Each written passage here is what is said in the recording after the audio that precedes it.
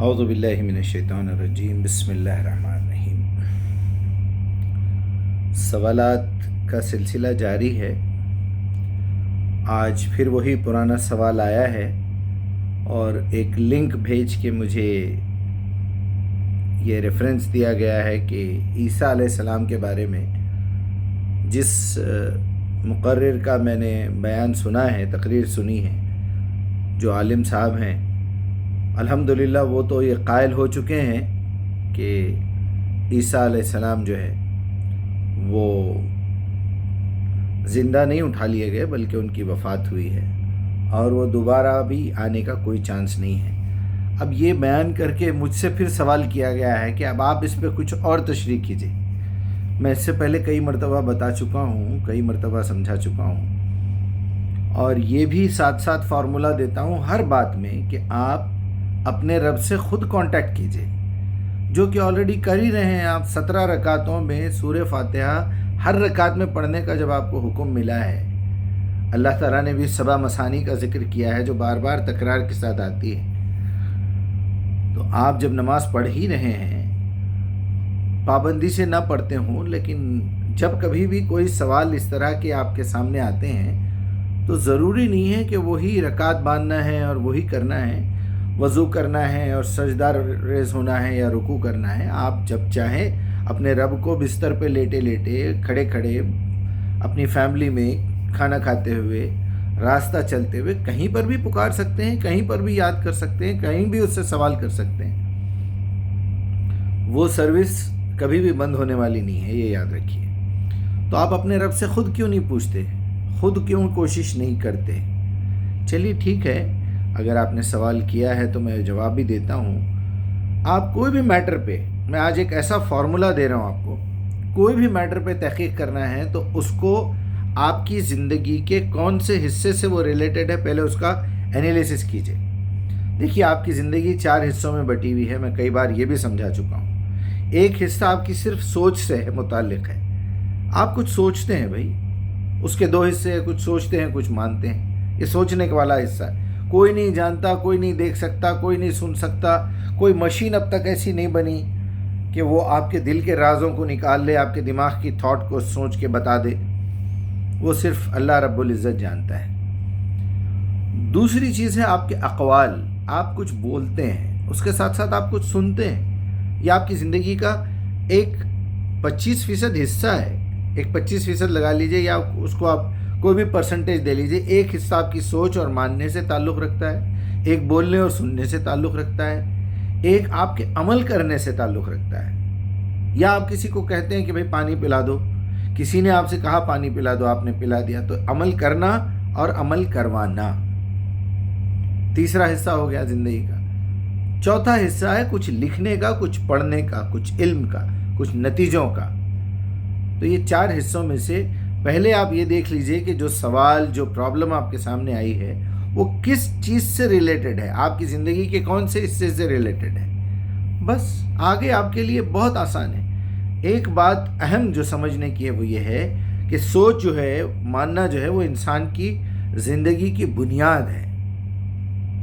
اسی بیس کے اوپر آپ بولتے بھی ہیں، اسی بیسس کے اوپر آپ کسی چیز کو سن کے قبول بھی کرتے ہیں، اسی کے بیس پہ کچھ آپ عمل کرتے ہیں یا کچھ کرواتے ہیں، اسی کے بیسس کے اوپر آپ کچھ لکھتے ہیں، کچھ پڑھتے ہیں۔ اگر آپ کو کوئی آپ کی عقل اور آپ کی سمجھ کے، آپ کی سوچ کے مطابق کوئی رائٹنگ نہ ملے، کوئی بک نہ ملے، تو آپ اسے چھوڑ دیتے ہیں۔ کسی کی بات ملے تو آپ اسے اگنور کر دیتے ہیں۔ کوئی ایسا حکم دے رہا ہے کہ جو آپ کی سوچ، آپ کے ماننے سے خلاف ہے، تو آپ اس کو ریجیکٹ کر دیتے ہیں۔ بس بات سمجھ میں آ گئی کہ بنیاد جو ہے انسان کی وہ اس کی سوچ ہے، جسے ہم دوسری زبان میں عقیدہ بھی کہہ لیتے ہیں۔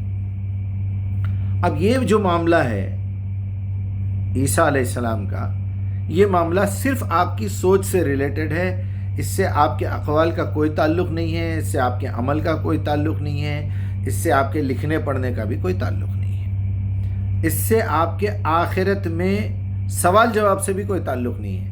اللہ آپ سے یہ نہیں پوچھے گا کہ عیسیٰ علیہ السلام کے بارے میں تمہارا کیا عقیدہ رہا ہے دنیا میں، کیا تم عیسیٰ کو زندہ مانتے تھے؟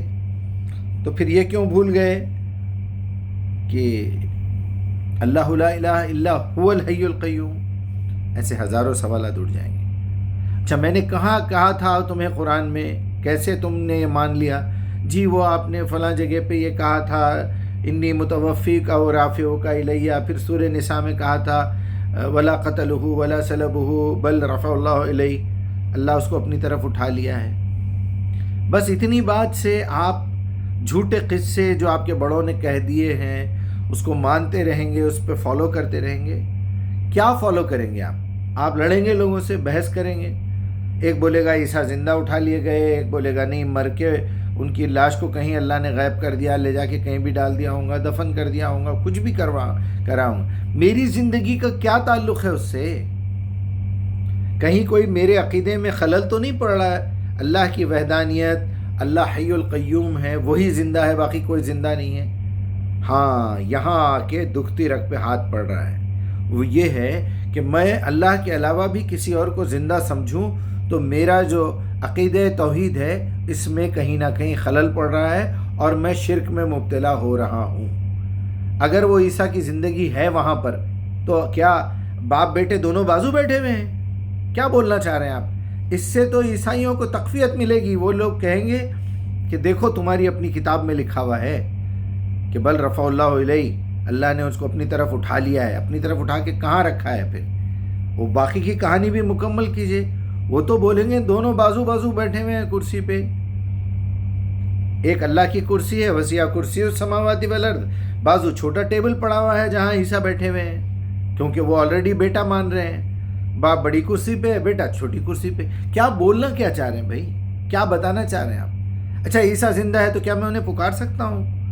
کیا میں یہ پوچھ سکتا ہوں کہ آپ کو اٹھا لیا گیا تھا؟ اچھا کیا میں اللہ سے یہ کہہ سکتا ہوں ذرا عیسیٰ علیہ السلام سے بات تو کروا دیجئے، ذرا ان سے پوچھ کے بولیے؟ یہ کیا تک ہے، یہ کیا پاگل پن ہے؟ یہ اس سبجیکٹ کے اوپر کیا میں اپنا وقت خراب نہیں کر رہا ہوں؟ کیا ابھی میں اپنا وقت، چلیے میں آپ کو سمجھانے کے لیے لگا رہا ہوں۔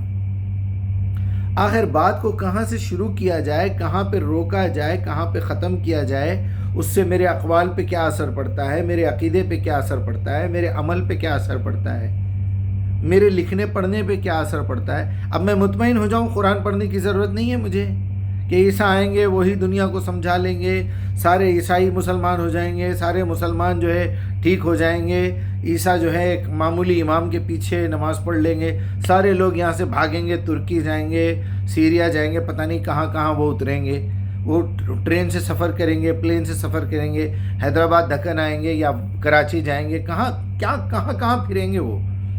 یا ساری دنیا ان سے ملنے کے لیے آئے گی، یا وہ عمرہ کرنے کے لیے یا حج کرنے کے لیے پھر کعبہ تشریف لائیں گے؟ تو پھر وہاں سعودی عرب کا کیا حال ہوگا؟ یہ ساری باتیں رہنے دیجئے، یہ ہمارے عقیدے، ہمارے سوالات کا جواب نہیں ہے، بلکہ ہم کو گمراہ کیا گیا ہے تاکہ ہم ایک غلط امید میں بیٹھے رہیں عیسیٰ کے آنے کی، اور یہ عقیدے اسی بحث کے اوپر لگے رہیں اور قرآن کا انڈائریکٹلی انکار کرتے رہیں غیر شعوری طور پہ۔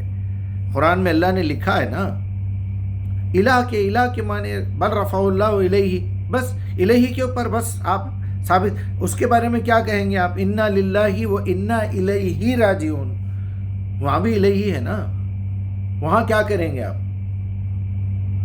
یہ اس طرح کی جہالت کی بحث کر کے نہ عربی زبان جانتے، نہ قرآن پڑھتے، نہ اس میں تدبر کرتے، نہ غور و فکر کرتے، نہ اپنے رب سے کبھی پوچھتے کہ میرے مالک یہ باتیں میں سن رہا ہوں، نہ اپنے اندر اتنی مردانگی، اتنی جرت، اتنی شجاعت ہے کہ دنیا کے سامنے اس بات کا اقرار کرو جس بات کو تمہارے دل نے مان لیا ہے۔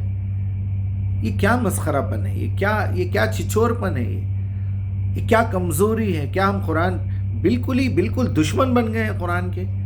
کسی حالت میں قرآن کی ہر بات کی نافرمانی کرنا ہے؟ قرآن جھوٹ بولنے سے منع کیا ہے، آپ جھوٹ بولتے ہیں۔ وعدہ خلافی ایک بڑا جرم ہے، آپ وعدہ خلافی کرتے ہیں۔ گالی گلوچ ایک بڑا جرم ہے، آپ گالی گلوچ کرتے ہیں۔ بے حیائی ایک بہت بڑا گناہ ہے، وہ بے حیائی کے کام کرتے ہیں۔ شرک آخری بڑا گناہ ہے۔ بدعت اللہ کے نام پہ جھوٹی باتیں کرنا اور عجیب بکواس کرنا۔ کیا یہ ٹھیکہ لے کے بیٹھا ہوا ہے ان لوگوں نے کہ جو قرآن میں لکھا ہوا ہے، جو رسول اللہ نے ہم تک پیغام پہنچایا، ہم اس کے خلاف کر کے بتائیں گے کسی حالت میں؟ ارے بھائی یہ جھگڑے کی ضرورت ہی کیا ہے؟ عیسیٰ زندہ اٹھا لیے گئے ہیں، ہیں, مار کے اٹھا لیے گئے ہیں, آئیں گے نہیں آئیں گے, فی الوقت مجھے کیا کرنا ہے؟ جو احکامات قرآن میں لکھے ہوئے ہیں کیا وہ کم ہیں؟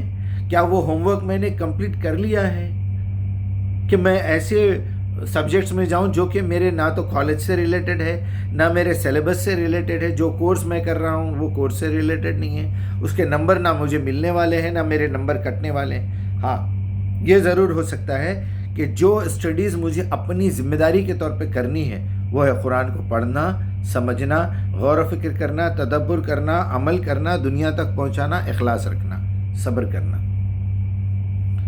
الا الذین آمنوا عملوا الصالحات تواصوا بالحق و تواصوا بالصبر. یہ میری ذمہ داری ہے.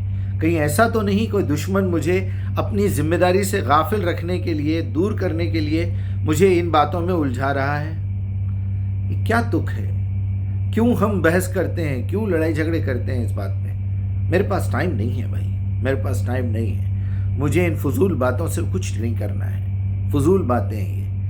قرآن سے ہٹ کے اگر ایک حرف آپ بیان کریں گے, ایک حرف, چاہے وہ کتنی بڑی حدیث کی کتاب میں لکھا ہوا ہو, ایک حرف, ایک زیر زبر آگے بتائیں گے, میرے لیے فضول ہے, یوز لیس. میرے رب نے جو کچھ بھی دیا ہے میری عقل کے اندر بہت کچھ دیا ہوا ہے. الہمہا فجورہا و تقواہا. پھر کما ارسلنا فیکم رسولا منکم یتلو علیکم آیاتنا. اس کے بعد اہدنا الصراط المستقیم. اس کے بعد من یہدہ اللہ فلا مضل لہ ومن یضلل فلا ہادی لہ. اللہ نے ایک ہدایت میرے پیدا کرنے سے پہلے دے دی ہے, دوسری رسول کے ذریعے سے بھیجی ہے, تیسری میں روز 17 مرتبہ اس سے پوچھتا ہوں اہدنا الصراط المستقیم. اس کے بعد اللہ پہ بھروسہ کرتا ہوں کہ من یہد اللہ فلا مضل لہ ومن یضلل فلا ہادی لہ وما یضل الا الفاسقین الا الفاسقون. وہ گمراہ بھی فاسقوں, بدکاروں, جھوٹوں اور وعدہ خلاف, بدتمیز, بدکار لوگوں کو, فاسق ایسے لوگوں کو ہی گمراہ کرتا ہے, سب کو گمراہ نہیں کرتا. بلکہ یہ کہتا ہے کہ جو قرآن سے جڑ گیا اللہ نے اس کو محفوظ کر لیا شیطان کے شر سے, شیطان اس کا کچھ نہیں بگاڑ سکتا. یہ کچھ باتیں تھی, میں کامن سینس کی طور پہ آپ کو سمجھانا چاہتا ہوں کہ اگر آپ چند الفاظ کے معنی نکال کے زبردستی کے اپنے معنی اس میں گھسیڑنے کی کوشش کریں گے تو یقین مانیے اپنا ٹائم ویسٹ کر رہے ہیں آپ. اسی کو گمراہی کہتے ہیں. جو راستہ جنت تک لے جانے والا ہے, آپ کو ایک لمیٹڈ گھڑی دی گئی ہے, ایک عمر دی گئی ہے, پتہ نہیں اور کتنے منٹ, کتنے سیکنڈ, کتنے سال آپ کے میرے بچے ہوئے ہیں. اس پیریڈ میں کچھ اچھا پازیٹیو کام کیجئے, یہ سب چھوڑیے. اللہ تعالیٰ معاف کرے, کیا بولوں میں اب. السلام علیکم.